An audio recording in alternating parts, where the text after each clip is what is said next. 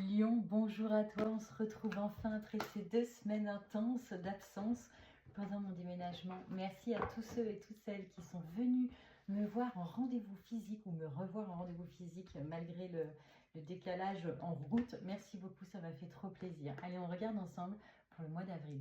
Déjà, on me parle de secrets révélés. Est-ce que c'est toi qui révèles des choses? Est-ce que tu révèles des choses ou est-ce qu'on te révèle des choses? En tout cas, on parle de choses là qui viennent se mettre au grand jour. 8 de carreau. En même temps, c'est pas plus mal parce qu'on dit ici que le fait de révéler ces choses, tu vois, 8 de carreau, on nous parle de pouvoir s'engager enfin sur quelque chose qui nous correspond mieux. On a en fait cette idée quand même que comme s'il y avait des choses qui couvaient, et on nous parle ici de pouvoir enfin faire des démarches qui vont nous permettre de dépasser une situation qui ne nous convient pas, qui ne nous convenait plus. Ah là là, ça me bourdonne la tête.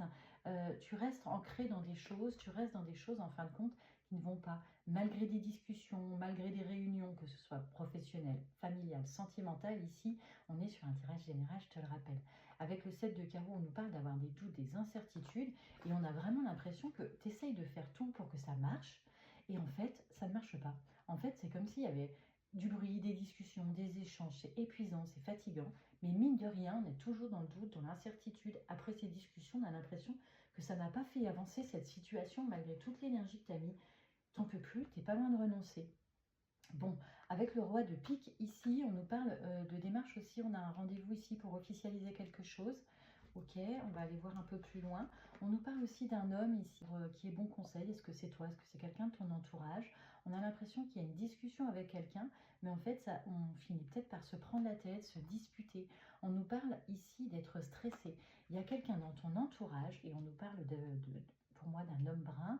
On a quelqu'un qui a une bonne place ou en tout cas un rôle important quelque part à jouer et on nous parle de stress, d'anxiété. Ça tourne vinaigre en fait en discutant avec cette personne. Mais on me parle de bruit, on me parle de brouhaha. Ok, bon, oh, je vais prendre celle-là. Il y a une forme de colère.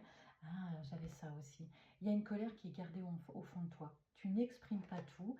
Il y a quelque chose qui passe pas. Et en fin de compte, c'est comme si tu te faisais du mal à toi-même à force de supporter des choses, que ce soit ce bordel autour de toi, cette agitation, ou que ce soit aussi de garder ces doutes, ces incertitudes avec le 7 de carreau.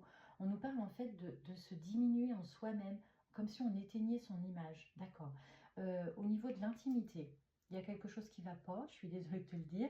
D'habitude, le lion, waouh, mais là, on nous parle d'une intimité en berne. Il manque quelque chose. Si tu es en couple, en relation, on a l'impression que, ben, je sais pas, ça va pas comme tu veux. Et si tu es célibataire, on a l'impression ici, effectivement, que tu aurais envie, tu vois, de révéler. On nous parle de révéler ici, de mettre, de ramener une forme de pureté dans quelque chose qui était caché, secret, et en fait ça te gêne, t'en as marre, t'en as ras-le-bol. Il y a quelque chose qui ne va pas autour de ça. Bon, je ne sais pas comment ça va te parler. Bon, on nous parle ici d'un rendez-vous concernant les finances pour la fin du mois. On va officialiser une proposition ici. Ça peut toucher à un bien immobilier. Je ne sais pas pourquoi j'ai cette information-là, un local, un bien immobilier, ou en tout cas des gros sous. Il y a quelque chose de cet ordre-là. Non, voilà, j'ai le bien immobilier ici. On est avec quelqu'un qui se comporte un peu comme un gamin, comme une gamine, ou en tout cas qui n'est pas tout à fait honnête avec le valet de pique. Et on a quelqu'un qui manque de confiance. Est-ce que c'est toi ou est-ce que c'est la personne en face? Je ne sais pas, mais on parle de sous, on parle de pognon au sujet d'un local, d'un bien immobilier, de quelque chose comme ça, en tout cas de gros sous. Et on nous parle ici d'avoir besoin de retrouver une forme d'équilibre. C'est vraiment pas pour tout de suite, on a l'impression que ça va traîner encore. Oh là là,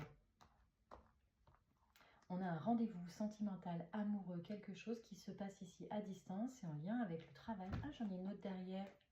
Ouh, bah pour ceux qui sont en relation triangulaire, on nous parle ici quand même effectivement. Donc c'est en lien avec le 9 de trèfle, c'est en lien avec quelque chose de l'ordre du social professionnel. C'est clairement, on nous parle ici quand même de distance, de triangulaire ou en tout cas de tentation. On a envie de rassurer, de sécuriser, quelque chose comme ça. 10 et valet de cœur, c'est vraiment un rencard, une rencontre sentimentale amoureuse. Et là, et encore une fois, avec le 10 de pique, on nous parle quand même de secrets, de confidences. Nouvelle histoire d'amour. Oh là là. Bon, ça fait beaucoup d'informations pour des retrouvailles. La vidéo est déjà longue. Si tu veux en savoir plus, tu sais comment faire. Merci à toi de ta présence. Merci beaucoup. À tout vite. Ciao, ciao.